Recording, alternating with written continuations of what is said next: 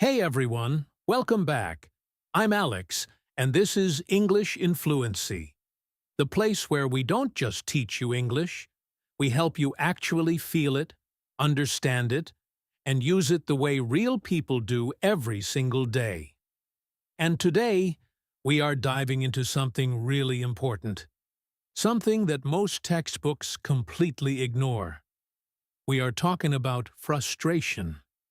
Not just the word frustrated, but the whole world of how native English speakers express frustration through their words, their tone, their pauses, their sighs, and the hidden emotional meaning underneath everything they say.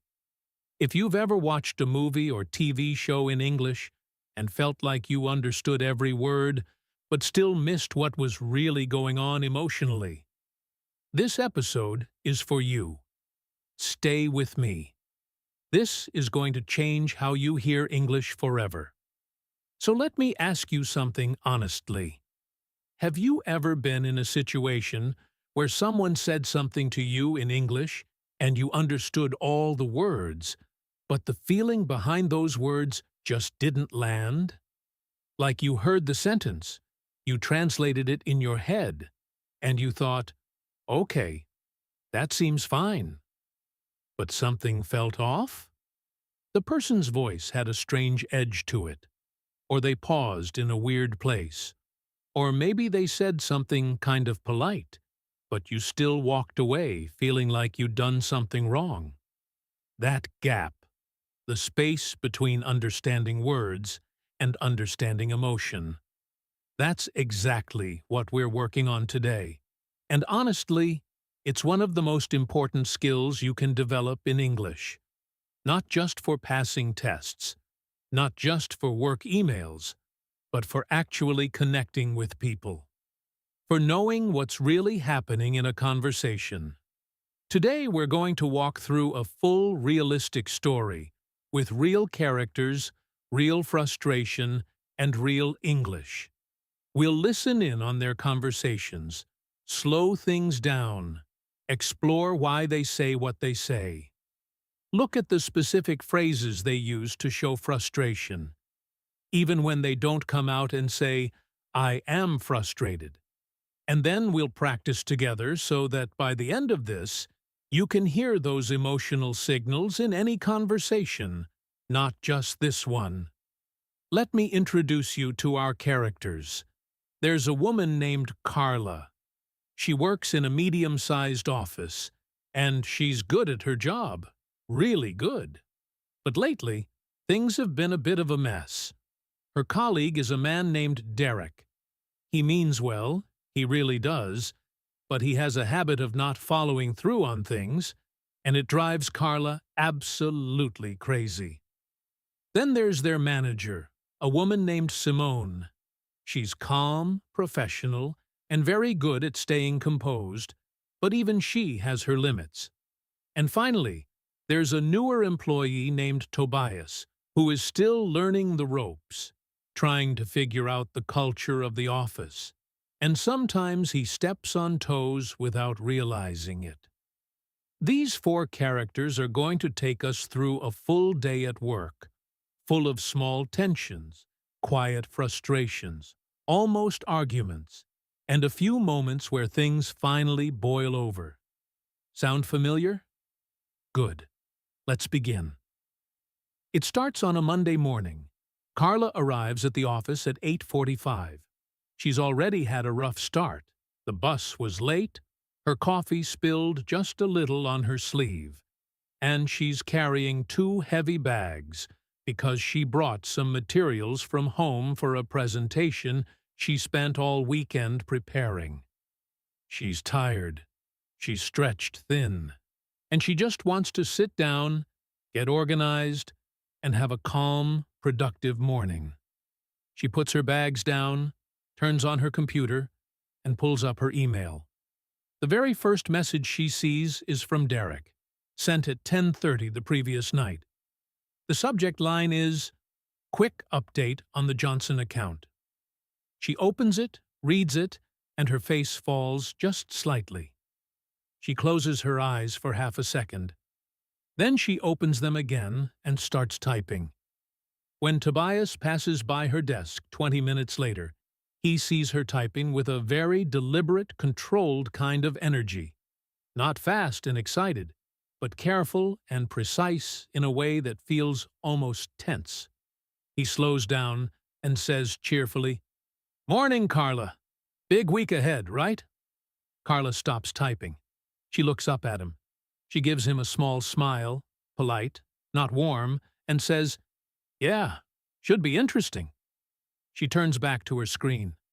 Tobias lingers for just a moment, senses something in the air, and walks on. Now, let's pause right there. Did Carla say anything rude? No. Did she yell or snap or use an angry word? Not at all. But was there frustration in that exchange? Absolutely. And here's where your English listening skills become so important. When someone is frustrated but controlling it, they often use very neutral, non-committal language. Yeah, should be interesting. Think about that phrase. Should be interesting. In English, that phrase almost never means what it literally says. When someone says should be interesting in that flat, controlled tone, what they really mean is usually something more like, "I have a feeling this is going to be difficult," or "I'm not looking forward to what's coming," or even, "Something has already gone wrong and I'm already bracing myself." It's not excitement. It's not genuine curiosity. It's a kind of resigned, dry acknowledgement that things are probably not going to go smoothly. And Carla's body language, turning back to her screen, is the closing signal. She's not interested in continuing the conversation. She's in problem-solving mode, and she doesn't have room for small talk right now. So the first thing we can take away from this moment is this.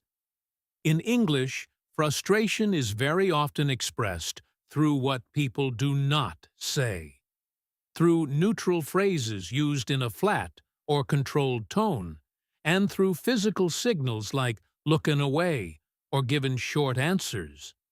When someone who's normally chatty suddenly becomes very brief, that brevity is communicating something. Pay attention to it. About an hour later, Derek arrives. He's one of those people who seems almost immune to Monday morning heaviness. He comes in with a big smile, a loud hello to the room, and a coffee in each hand. He drops into his chair, spins around once, which is a habit of his that people find either charming or deeply irritating depending on the day, and calls over to Carla. "Hey, did you get my email?" Carla takes a breath. It's a small breath, barely noticeable, but it's there. Then she rolls her chair slightly to face him and says, "Yes, Derek, I got your email." She pauses. "I've been thinking about it all morning, actually." Derek, completely unbothered by her tone, leans back and says, "Good, right? I thought it was a pretty clean fix." Carla looks at him for a moment. Then she says, very evenly, very carefully, "It's a solution. Yes. Let's stop again. This exchange is dense with emotional information, and if you were just listening to the words, you might miss all of it. So let's take it apart. First, yes, Derek, I got your email. Why does she say his name there? In English, when someone addresses you by your first name in what seems like a normal sentence, it often adds a layer of significance. It can signal that the speaker is choosing their words carefully, that they want you to really pay attention, or that they're holding something back.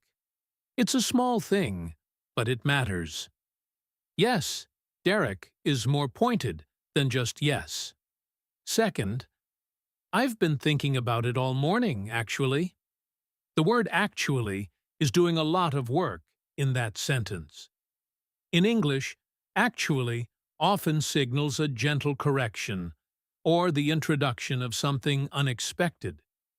When Carla says she's been thinking about it all morning, she's implying, without saying it directly, that the email gave her something to worry about, not something to celebrate. She's been dealing with the consequences of whatever he sent, and all morning emphasizes the effort, the time, the burden it created. Then, the pause. Silences in English conversations carry weight. A pause before a response, especially in a tense context, often means the speaker is choosing their words carefully, restraining something. And finally, it's a solution. Yes, not, it's a great solution. Not, you're right, it works. Just, it's a solution. That qualifier, calling it a solution rather than the solution or a good solution, is Carla's way of acknowledging the fact without endorsing it. She's not agreeing that it's good. She's just acknowledging its existence. This kind of minimal, technically true but emotionally cool response is a hallmark of controlled frustration in English. She could have said something sharper. She's choosing not to. But her choice of words still makes her feelings clear to anyone listening carefully. Now let's follow Carla and Derek as the morning continues. Simone calls a brief team meeting at 10 o'clock. It's about the Johnson account, the same one from Derek's email. Apparently, a deadline was missed. Not catastrophically, but enough that the client has asked for an explanation. Simone stands at the front of the small meeting room. She's composed, as always. She has a notepad and a pen, and she looks at each person in the room before she speaks. She says, calmly, carefully, I want us to walk through what happened last week, not to assign blame, just to understand the sequence of events. There's a particular phrase here worth noticing. Not to assign blame. In English professional contexts, when a manager says not to assign blame at the start of a difficult conversation, it usually signals two things. First, that there is blame to assign. Otherwise, why mention it? And second, that the manager is trying to keep the temperature of the conversation low. It's a framing technique. It's also a gentle warning. It's Simone's way of saying, I know someone made a mistake here. I'm choosing to approach this professionally. Please do the same. Derek, to his credit, speaks up first. He explains his side of things. He thought someone else was handling the final document submission. He sent the email Sunday night when he realized the mistake. He thought a quick fix was possible. He's not defensive exactly, but he's also not fully owning the problem. Carla listens. She's looking down at her notepad while he speaks. When he finishes, there's a brief silence, and then she says, Right. So the submission didn't go out because there was a miscommunication about who was responsible. She says it flatly, with her eyes still on her notepad. Simone nods and says, That's what it looks like. And then Carla looks up and adds, very quietly, very controlled, This is the third time something like this has happened with that account. Oh, that sentence. Let's talk about that sentence. This is the third time something like this has happened with that account. On the surface, it's a factual statement. She's not yelling. She's not pointing fingers. She's just stating something true. But in context, that sentence is doing enormous work. First, the number. The third time. When someone counts in the middle of a difficult conversation, they're not doing math for fun. Counting, especially in a restrained, quiet voice, signals accumulated frustration. It says, I have been keeping track. I have been patient. This is not new. Each time this happened, I noticed.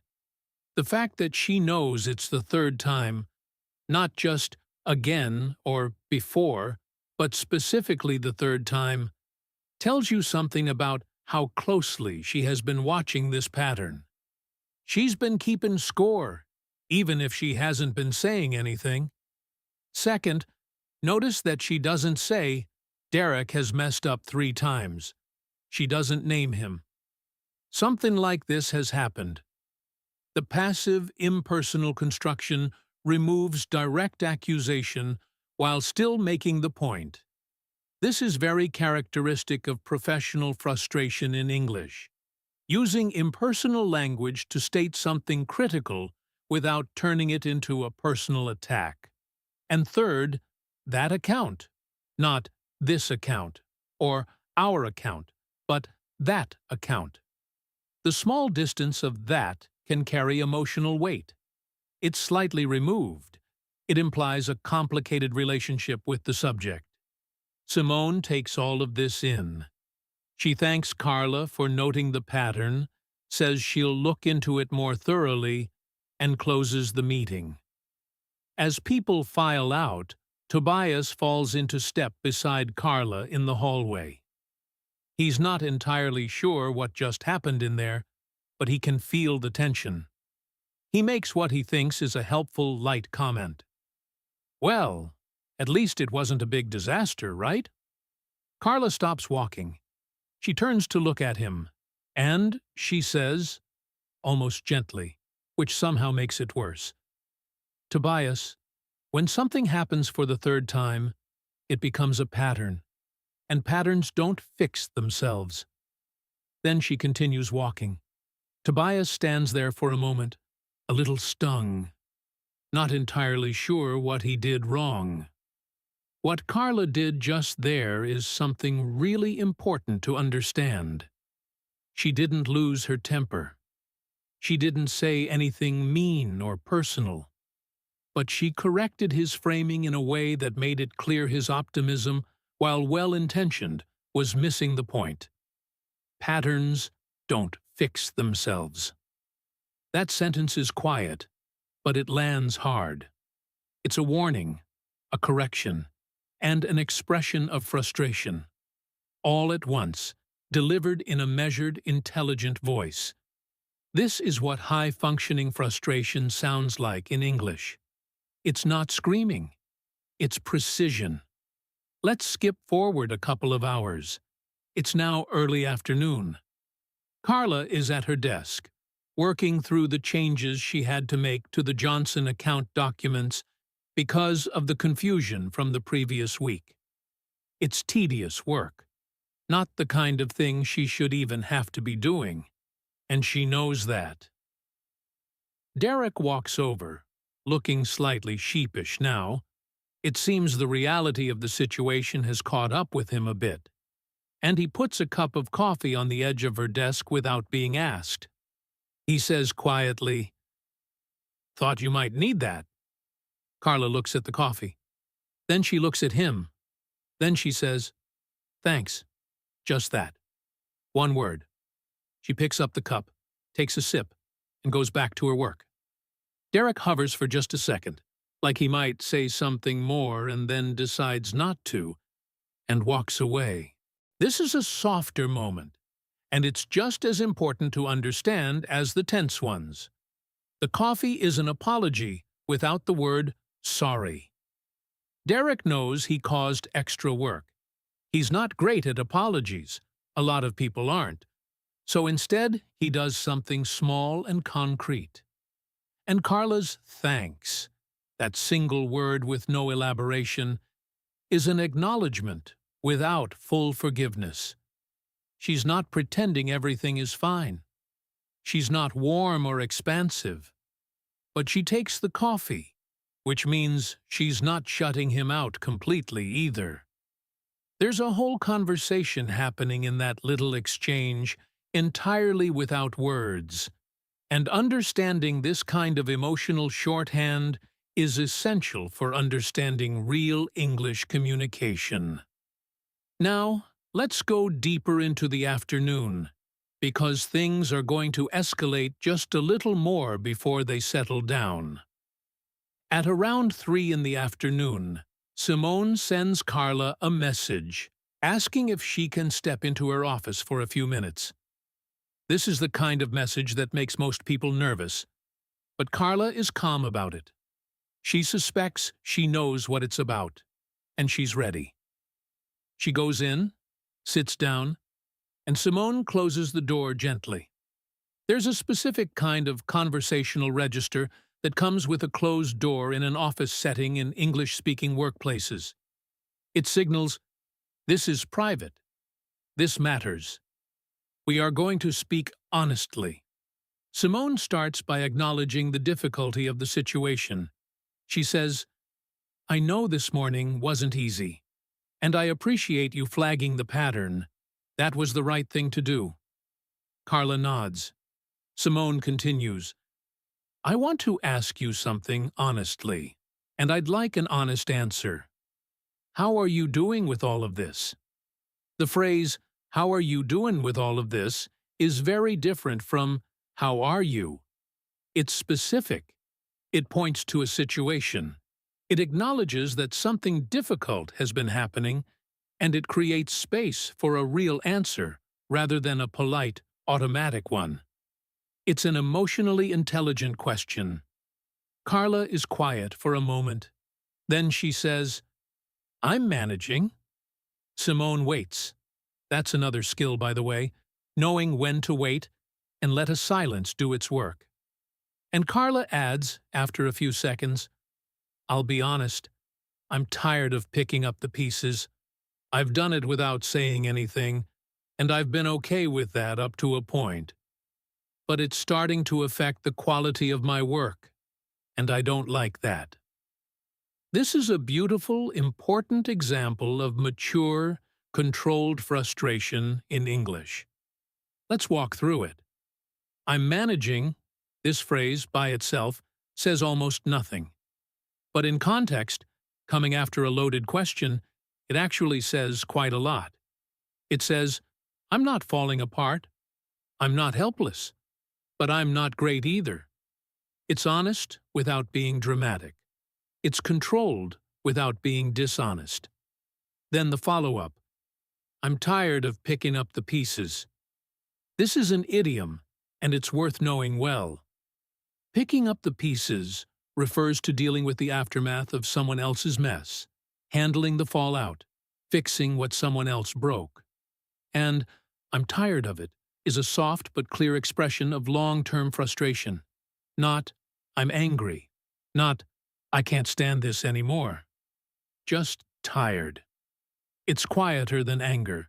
And sometimes quieter things are more powerful because they're harder to dismiss. "I've done it without saying anything." This is important. She's acknowledging that she's been absorbing this frustration silently, which means the frustration is real and has been building for a while. She's not someone who complains at the first sign of difficulty. So when she does speak up, the weight of everything unsaid is behind it. And then, "It's starting to affect the quality of my work, and I don't like that." This is the real alarm. This is where the personal, professional boundary is. It's not about Derek. It's not about fairness in an abstract sense. It's about her standards for herself, and those standards are being compromised. The emotional core of her frustration is not anger at him. It's frustration at the situation that is pulling her away from being who she wants to be professionally. That's a very human, very specific kind of frustration, and she expresses it in clear, calm, direct language, without any drama. Simone listens to all of this. Then she says, "I hear you, and I want you to know that this isn't going to continue the way it has been." The phrase "I hear you," distinct from "I understand you" or "I know," is significant in emotional English conversations. It signals active listening. It says, I'm not just processing your words, I'm receiving the feeling behind them. It's validating. It doesn't solve anything, but it acknowledges that the frustration is real and has been heard. And this isn't going to continue the way it has been is a commitment. Quiet, measured, but firm. It tells Carla that action will follow. It closes the loop emotionally. Let's move now to a different kind of frustration entirely. A lighter one, and in some ways, a more relatable one. It's later in the afternoon, around 4:30, and the office is winding down. Tobias is trying to figure out the company's document sharing system, which is, to put it kindly, not the most intuitive software in the world. It keeps asking him to verify things, sending him back to previous screens, and generally behaving the way technology does when it seems personally committed to making your life difficult. He's been at it for about 15 minutes, and he's getting nowhere. He leans back in his chair, stares at the ceiling for a moment, and then mutters, not loudly, just sort of to the air, "Oh, come on." Just those 3 words, then a small sigh. Then he tries again. That "oh, come on" is worth examining. It's one of those small, common phrases in English that is almost exclusively used for frustration. Nobody says, "Oh, come on," when things are going beautifully. The structure of it, "oh," as an expression of mild surprise or dismay, followed by "come on," which is a kind of appeal, almost like you're talking to the thing that's frustrating you, is very characteristic of that low-grade, everyday frustration we all feel with objects, systems, and situations that are just misbehaving. It's not serious frustration. It's not distress. It's just that small, relatable human moment of things not working the way they should. And in English, this kind of casual, conversational frustration expression is very common and very easy to miss if you're not familiar with the register. Tobias tries a few more things, fails a few more times, and then, deciding that dignity requires asking for help before he gets truly exasperated, he walks over to a colleague named Petra, who has been with the company for 2 years and knows every system inside out. He says, "Hey Petra, I'm sorry to bother you. This document system is making me want to throw my laptop out the window." Petra looks up, laughs just a little, and says, "Yeah, the portal is a nightmare. Here, let me show you." Now, making me want to throw my laptop out the window. That's a lovely example of hyperbole used to express frustration in English. Tobias does not actually want to throw his laptop out the window. Nobody thinks he does. And that's the point. Hyperbole, in emotional English, is used constantly to signal the intensity of a feeling without being taken literally. "I've told you 1,000 times" doesn't mean 1,000.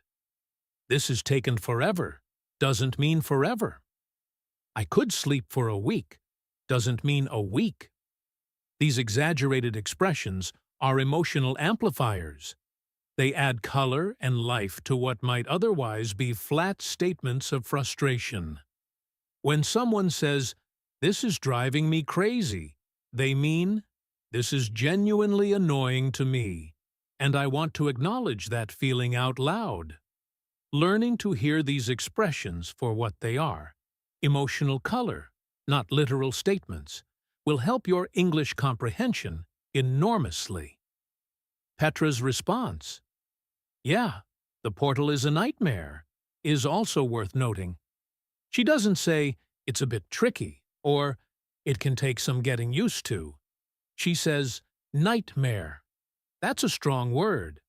And by matching his energy, using her own strong, vivid expression, She's validating his frustration. She's saying, "You're not being dramatic. This really is bad." And that validation, that sense of shared frustration, shifts the emotional temperature completely. Tobias doesn't feel stupid or alone anymore.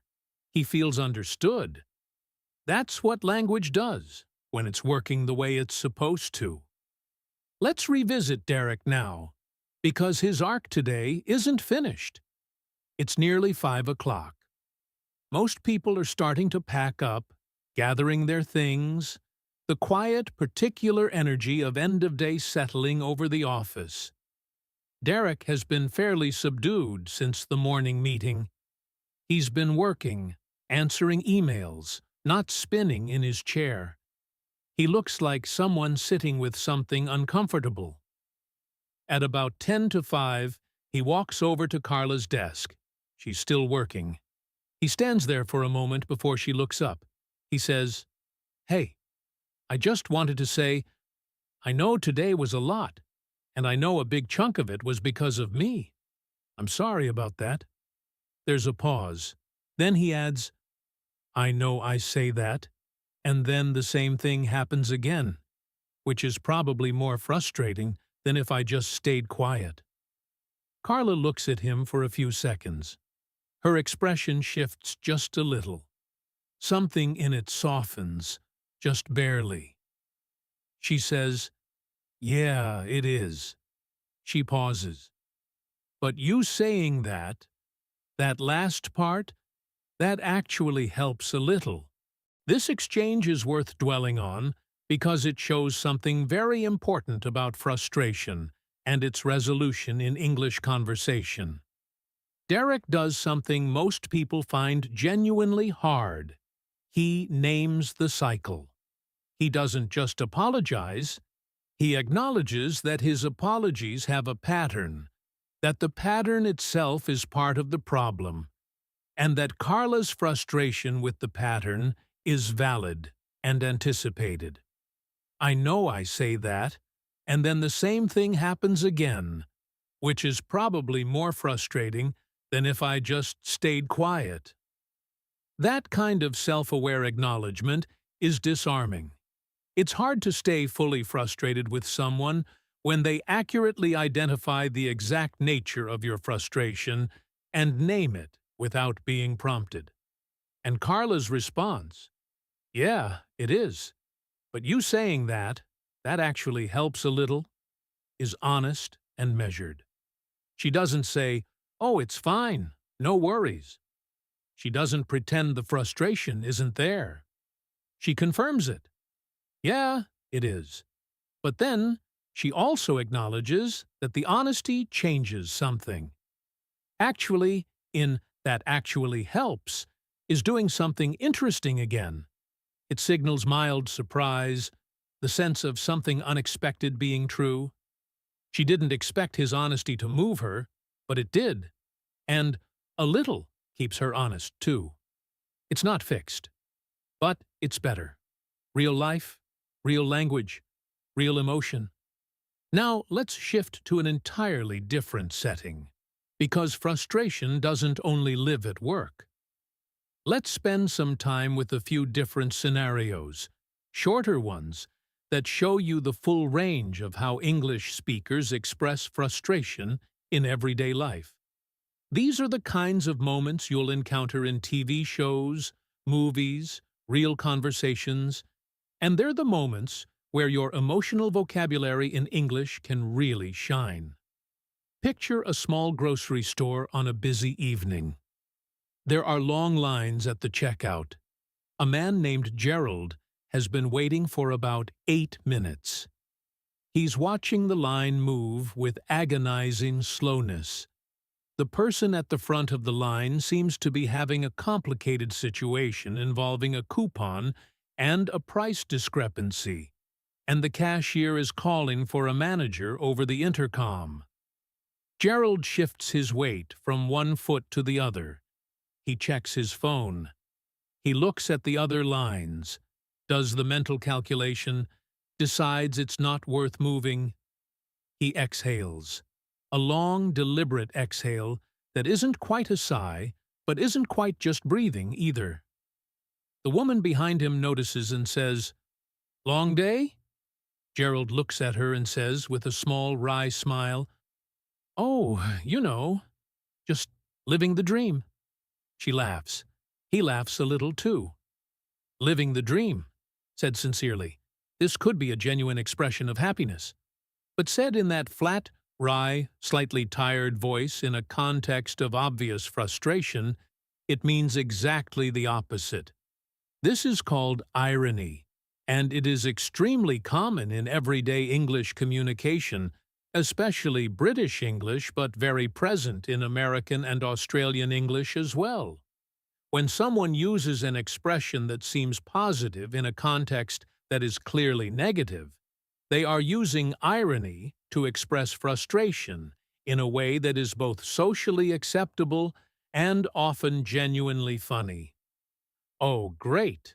Just what I needed," said when something bad happens. "This is fine," said when things are clearly not fine. "Lovely," said in a tone that communicates anything but loveliness. Learning to hear irony in English requires tuning into tone, context, and the relationship between what is said and what is happening. It's a key piece of the emotional meaning that lives between the lines. Let's try another scene. A university dormitory, late at night. A young woman named Rosamond is trying to study for an exam that is tomorrow morning. Her roommate, Bex, has friends over, and they are being loud in the common area right outside her door. Rosamond sits at her desk for a while, headphones in, trying to concentrate. But the noise keeps breaking through. She takes her headphones off. She stares at the wall. She puts them back on. The noise gets louder. Someone is apparently telling a very long and apparently hilarious story. Rosamond puts down her pen. She gets up. She opens her door, and in a voice that is polite but carries an unmistakable edge, she says to the group, "Hey guys, I don't mean to be that person, but I have an exam at 8, and I really, really need to be able to focus right now." She pauses. "Would you mind keeping it down? Even a little?" She smiles when she says it. A slightly strained smile. Let's look at the language here. "I don't mean to be that person." This is a fascinating phrase. That person refers to the person who complains, who disrupts the fun, who is the buzzkill, the killjoy. By saying, "I don't mean to be that person," Rosamond is essentially acknowledging in advance that what she's about to do might be annoying to them, and she's trying to soften the impact by showing she's self-aware. It's a way of saying, "I know this is not fun. I'm not thrilled about doing it. I wish I didn't have to. But here we are." It's frustration expressed with social grace. Then, really, really, the doubling of really adds emotional intensity without aggression. It's vulnerable. It says, "I genuinely need this," not just as a preference, but as a necessity. And even a little at the end is a de-escalation technique. She's not demanding silence. She's asking for any reduction, any small mercy. It leaves room for them to cooperate without feeling completely shut down. The strained smile is the physical parallel, maintaining social warmth while internally dealing with frustration.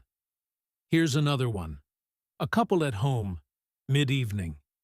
Nadia and her partner, Joel, are having a quiet disagreement about something they've talked about before. Making plans with his family without checking with her first. Joel has just told her that he already told his sister they would come to her birthday dinner on Saturday. Nadia is quiet for a moment. Then she says, carefully, with an expression that is controlled, but clearly feeling something, You know what the funny thing is?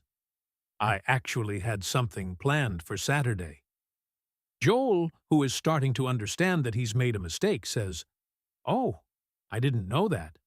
And Nadia says, "No, you didn't, because you didn't ask." Pause. "I'm not angry, Joel. I need you to check with me first. That's all I'm asking." I'm not angry. What does it mean when someone says, "I'm not angry," in a conversation like this?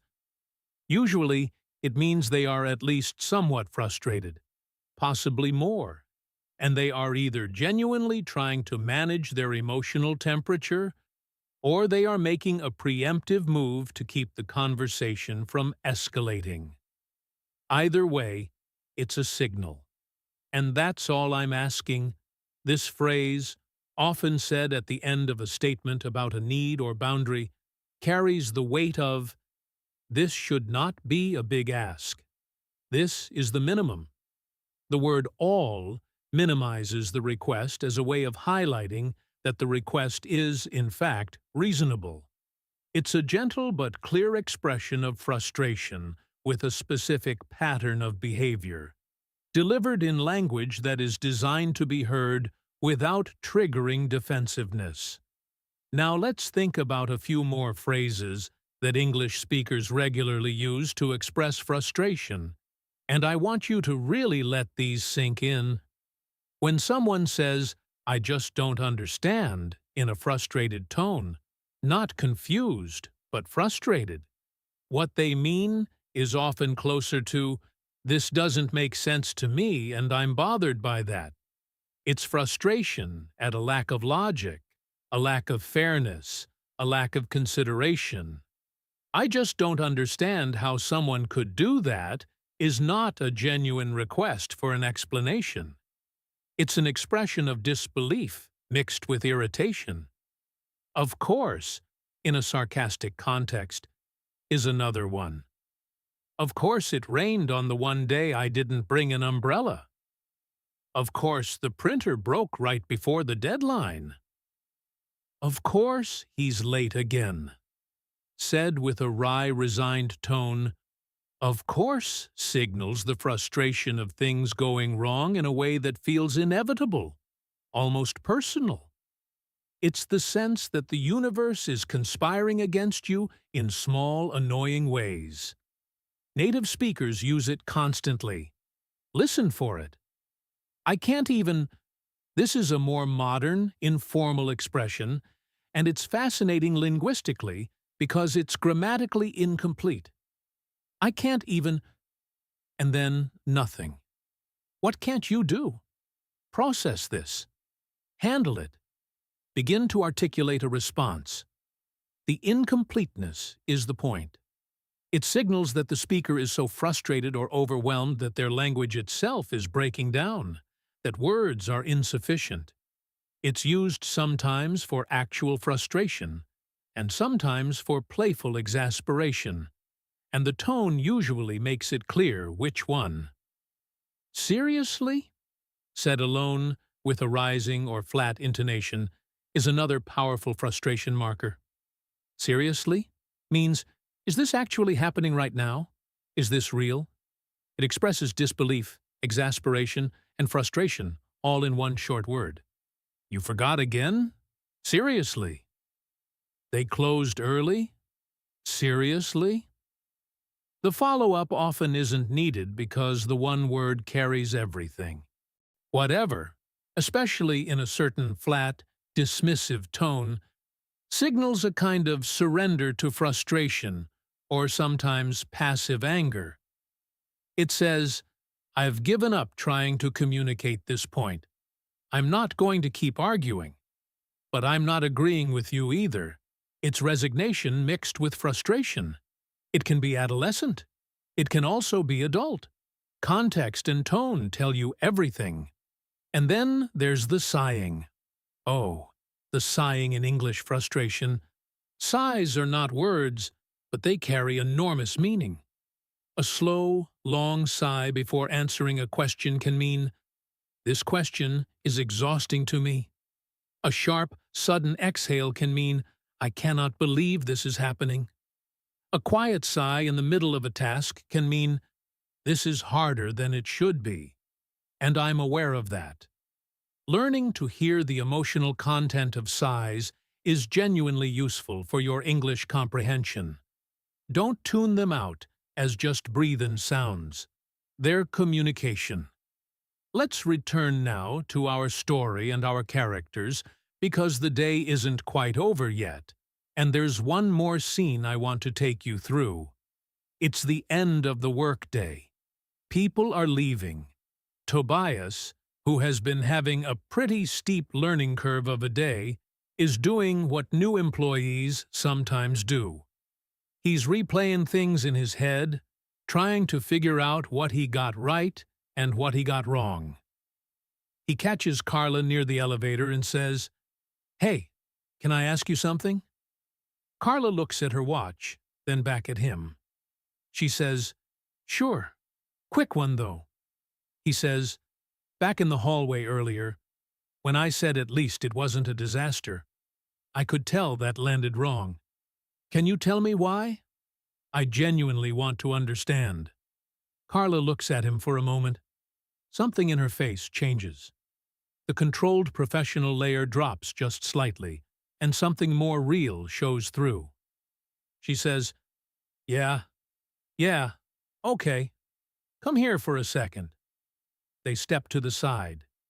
She says, "When you minimize something that someone has been dealing with for a long time, even if you mean well, it can feel like you're telling them their frustration isn't valid. I wasn't upset with you. I was upset with the situation. But when you said, 'At least it wasn't a big disaster,' you were kind of reframing my reality into something more comfortable. And I've already spent a lot of energy managing this quietly. I didn't need someone else's calm layered on top of my own." She pauses. "Does that make sense?" Tobias nods slowly. He says, "Yeah. Actually, yeah. I think I do that more than I realize." Carla nods and says, "It's a good thing to realize." And she pushes the elevator button. That scene encapsulates something really important, and it's probably the most emotionally sophisticated thing we've covered today. You were kind of reframing my reality into something more comfortable. That sentence is powerful. What Carla is saying is this: my frustration was a response to something real. When you came in with your, "At least it wasn't a disaster," you were changing the frame, adjusting the emotional temperature to make yourself more comfortable. And in doing that, you invalidated the work I'd been doing. Not just the practical work, but the emotional work of managing a genuinely frustrating situation professionally. In English conversations, particularly in workplaces, this kind of emotional invalidation, usually unintentional, is one of the most common sources of quiet resentment and sustained frustration. And being able to name it, the way Carla does here, is a real skill. She didn't say, "You made me feel bad." She didn't say, "You were insensitive." She explained the mechanism. She described what happened and why it landed the way it did. And Tobias, to his enormous credit, heard it. I think I do that more than I realize. That's genuine, humble reflection. And Carla's response, "It's a good thing to realize," is the English equivalent of a small earned reconciliation. Not gushing praise, not "You're wonderful for listening." Just, that awareness has value. Now let's bring all of this together in a broader practice section, because understanding the theory is only part of the work. The real fluency comes from being able to recognize these patterns in real time, as you're hearing them, whether in a show, a podcast, a movie, a meeting, or a conversation with a real person in front of you. So I want to walk through a quick series of emotional moments, and I want you to practice, alongside me, identifying what's being communicated underneath the words. Ready? Here we go. A woman walks into the kitchen. There's a sink full of dishes that weren't there when she left the house. She stands there, looking at them. Then she says, to nobody in particular, "Wow, great!" She picks up a sponge and starts washing. What's she communicating? The word great is a perfectly positive word. In this context, delivered in that quiet, flat tone to an empty room while picking up the sponge, it is pure frustration. It's ironic. It's weary. She didn't need to say anything at all.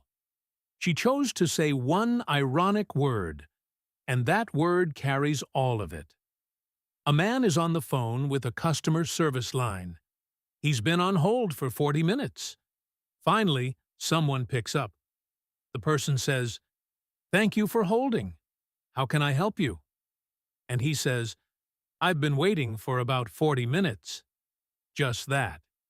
His voice is very controlled and very steady. Is he frustrated? Absolutely. But rather than expressing it with anger or sarcasm, he leads with data.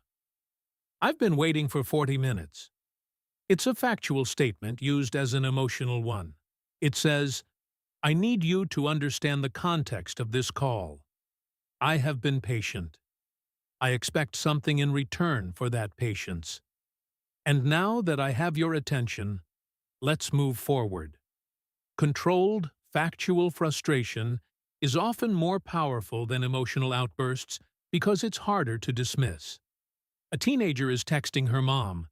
She sends 3 texts in quick succession. Mom. Then, after a few seconds, Mom. Then, after a few more seconds, Mom. The escalating use of the name, and especially the capitalization of the last one, expresses frustration through form. The all caps isn't yelling exactly, but it signals a raised emotional temperature. The repetition signals that her patience is thinning. Even in text, without tone or body language, frustration finds its way into the structure of what we write. A colleague in a meeting says, "With all due respect, I think we've been through this before." With all due respect is one of those fascinating English phrases that usually signals the opposite of respect in its literal sense. When someone starts a sentence with all due respect, what they typically mean is, I'm about to say something that might challenge you, and I am giving you fair warning. It's not rude, it's not disrespectful, but it is a signal that what follows will not be easy to hear. I think we've been through this before. Mild, factual, but in context, it's a way of saying, we are going in circles, and I am running out of patience for the circle. And finally, a man comes home. He's had a genuinely terrible day. His partner meets him at the door and asks, "How was your day?" He looks at them. He takes a breath. He says, "You know what? I don't even know where to start." He shakes his head slightly. He hangs up his coat. His partner says, "That bad?" And he says, "I just need 5 minutes. Then I'll tell you everything." "I don't even know where to start" is an expression of emotional overwhelm. There's too much.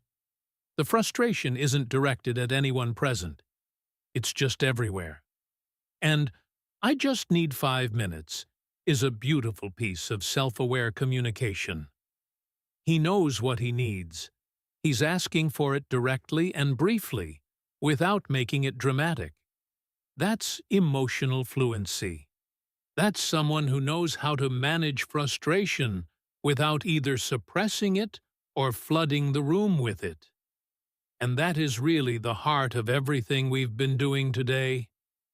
Frustration is one of the most universal human emotions. Every single person on the planet gets frustrated. The question is not whether you'll encounter it in English. You absolutely will.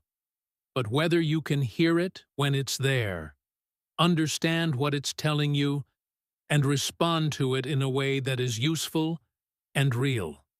The key things to listen for, and I want you to carry these with you, are these: the flat or controlled tone that signals emotional restraint, the careful, precise word choice that does a lot of work without saying much on the surface, the irony and sarcasm that flips the literal meaning of a sentence, the sighs and pauses that signal things being held back, the counting, the third time, the fourth time, that signals accumulated patience, the hyperbole that amplifies feeling without meaning to be taken literally, the short, closed responses that signal a preference not to continue the conversation, and the impersonal, passive constructions used to make critical points without direct accusation. Learn to hear these things, and you will understand English on a level that goes far beyond vocabulary and grammar. You will understand people. And honestly, that's the whole point. Before I let you go, I want to leave you with one more small moment. It's the next morning. Tuesday. Carla arrives at the office at 8:45 again. Same time, same bags. She gets her coffee, sits down, turns on her computer. Derek arrives at 9. He comes in more quietly today. No loud hello, no spinning chair. He sits down, opens his laptop, and after a few minutes, without making a big thing of it, he turns to Carla and says, "Hey, before we get into everything today, I wanted to say I was thinking about what you said, and I'm going to try to do better. Not just say it." Carla looks at him. She takes a sip of her coffee. She says, "Okay." Just that. One word. But this time, the okay is different. It's not the closed, clipped okay of barely managed frustration. It's quieter, softer. It's the okay of someone who has decided to give a little trust, a little room, one more chance. It's the same word, completely different meaning. And if you can hear the difference, if you can feel it, then you are understanding English the way it was always meant to be understood. That's all from me today. I'm Alex, and this has been English in Fluency. If this episode helped you hear English differently, if you found yourself recognizing those emotional signals in a new way, please subscribe, leave a comment telling me which phrase or moment hit home for you the most, and share this with someone who's on the same journey you are.